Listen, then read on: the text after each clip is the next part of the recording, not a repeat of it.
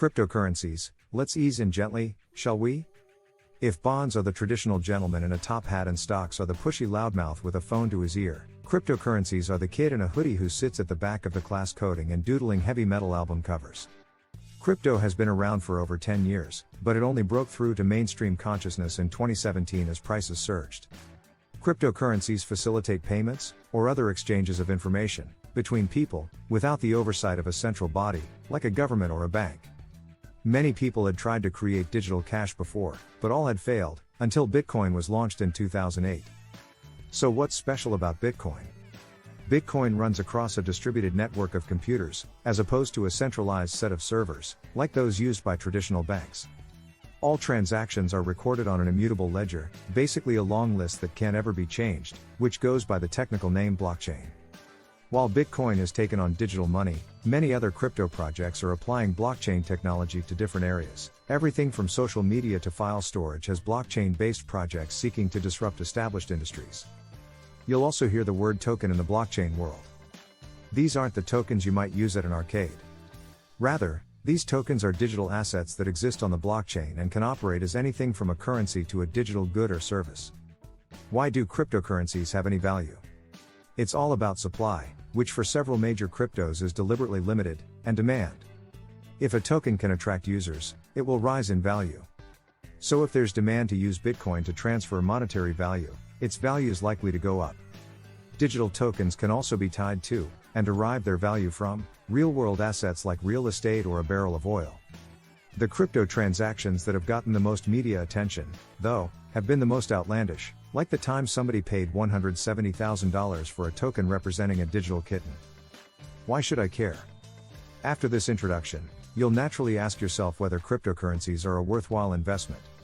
And while your answer will depend on your investment goals and risk appetite, the market is still in its early stages, which means it's mostly unregulated, and prices can swing wildly. But cryptocurrency enthusiasts point to its potential as an inflation hedge and a currency in its own right as reasons digital currencies may soon rise in value overall. How do I buy cryptocurrency? The most popular method is via crypto exchange, so you'll probably want to find one. These let you buy cryptocurrencies with your pounds, euros, or dollars, aka your fiat currency, and let you trade between different types of crypto. Cryptocurrency exchanges come in all shapes and sizes, so picking one isn't necessarily straightforward. You'll want to make sure your chosen exchange allows you to trade the crypto tokens you're interested in and lets you convert to or from fiat currencies.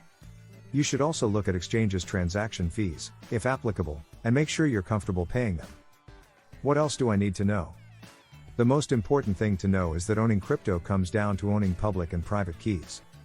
A public key is like an email address, you share it to send and receive funds, or emails.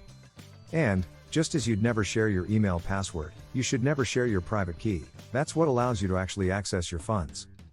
Leaving your funds on a crypto exchange is risky. You're effectively entrusting your private key to the exchange, and if anything goes awry, you'll be kissing them goodbye. That's the unregulated part coming into play. From a security standpoint, though, it's better practice to transfer your funds to a wallet where you can store and manage your crypto. In other words, a wallet lets you take that private key into your own hands for safekeeping. Wallets also come in different shapes and sizes. Some will have support for just one cryptocurrency while others will be compatible with several, alongside a variety of other services. Is it safe to buy cryptocurrency? Unfortunately, the cryptocurrency market is notorious for scams. One reason for that is the immutability of blockchain transactions. There's no reversing them. Watch out for social engineering and phishing scams. These trick you into divulging personal information, which allows a hacker to steal your identity, or into entering your password or private key on, for example, a fake version of a real website. To stay protected, verify that anyone who contacts you is legit, and steer clear of promised returns that seem too good to be true. Hackers might also try to break into an exchange and steal the tokens stored there. That's one reason you might want to consider keeping your tokens in a separate wallet. Wallets. Remember the private keys to wallets we mentioned earlier? Unless safely stored offline, someone who isn't you could potentially use your key to gain access to your funds. You should also know that two people with a private key to the same wallet have an equal claim to control those funds. So if your key falls into the wrong hands by any method, online or offline, that's a problem. And as cryptos are decentralized, there's no third-party authority to resolve disputes or enforce ownership, which is why making sure you're the only one who can access your private key is so important. Can I make money from cryptocurrency? Cryptocurrencies have only been around in a big way for little over a decade. So for investors with a long-term perspective, it's probably too soon to say one way or another. But there are a handful of ways some optimistic investors seek to profit from crypto. Speculation. Cryptocurrency prices, like those of financial assets, are a function of supply and demand. And several investors think that as cryptocurrencies become more and more mainstream, that is, attract more retail investors and institutional investors, their value will rise. Crypto investors betting on such an outcome are called speculators. They keenly follow news that suggests increasing adoption of cryptocurrencies and high-profile crypto-based projects, partly in the hopes it encourages other investors to buy in, pushing up the value of their stakes, all else equal. Inflation hedge. Optimistic investors see cryptocurrencies as having the potential to redefine payments, by acting as a currency, enabling transactions, and storing value. It's that potential role as a place to keep cash safe that's earned crypto a place in some stock market investors' portfolios. Their argument, simply put, is that Bitcoin and other cryptocurrencies act as digital gold. Their value should rise if the prices of goods and services, aka inflation, pick up significantly. That's because the supply of cryptocurrencies is limited by, and crypto's increased utility versus gold, in that it's easier to buy, transfer, and store, should mean it's more valuable. Recall, high inflation reduces the value of your cash since it can't buy as much when prices increase. So putting that cash into assets, like gold or crypto, whose value will rise with inflation theoretically helps it, and your spending power, keep pace. Decentralized finance. Decentralized finance is a fast-growing sector of the cryptocurrency industry whose potential has gotten several enthusiasts excited. Part of cryptocurrency's initial attraction was its decentralized nature, and DeFi takes that a step further by creating financial instruments that stand to benefit.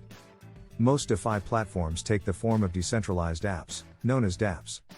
These dApps use a series of smart contracts to automate financial transactions, making them faster, more efficient, and often more affordable than their centralized counterparts.